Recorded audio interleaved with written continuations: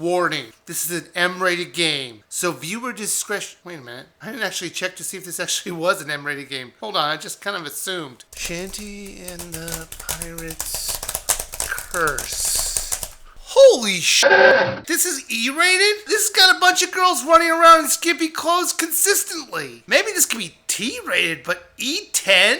Well, you know what? I still think the tag applies. Let's try that again.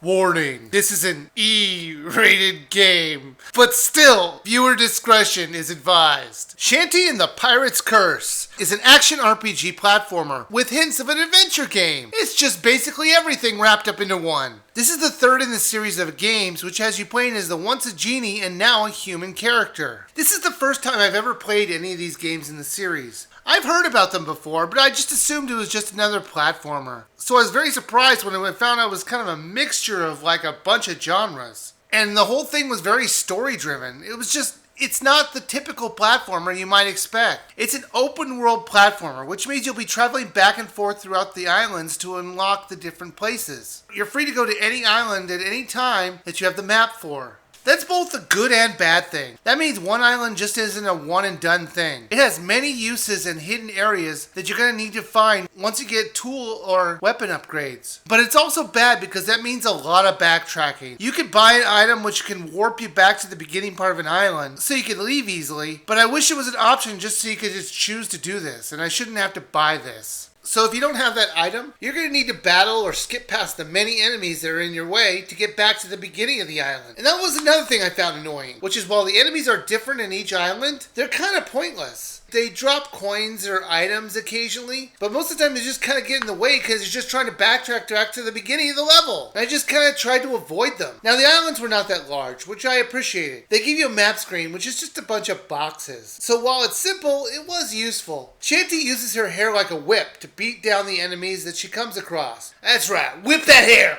Whip it! You would think that she'd get headaches from all that whipping. Oh, I just beat this boss, but I am getting the biggest migraine from whipping my hair all the time. I think it's really time to wash that hair though, because if it hits that hard, it's gotta be pretty cruddy inside there. Because hair's usually soft, not rock hard. Shantae has to move from island to island trying to dispel the evil dark magic that is infesting it. I like the humor throughout the game, even though it was a bit risque at times. There were a lot of cutscenes to watch. And they were played out with, with the girl's picture and them talking, or the character, whoever that's talking. She can get weapons or tools to help her in her journey, like a gun for long distance attacks, or a hat that will slow her descent. Plus she can get upgrades to her movesets, or weapon upgrades at the shop. There's money all around in the land, so stocking up on money is not that hard, but it also isn't that plentiful. So I think they found a nice balance to it. There is occasionally changes to the gameplay, like having to stealthily move around, or having to carry someone. Like I mentioned before, there is a lot of backtracking. You're going to need to finish different parts of the previous islands to progress in the islands you're trying to clear. They really don't hold your hand too much. They tend to give you a general idea, but if you haven't played these kind of platformers before, you might get stuck trying to find or access a certain part of a level. I wish they made it more clear on where you're supposed to go and what you're supposed to do. There are items you can collect or buy to make it easier. There are items that give you a shield or increase your attack power, but of course the most useful items are the ones that refill your health. They only give you 2 hearts to start out with. But as you travel through the islands, you'll find heart squids to collect. Find 4 of them and you can get another heart. And trust me, you're going to need to find those, because the game gets much harder in the later levels, as you might expect, and 2 hearts is not going to last you long.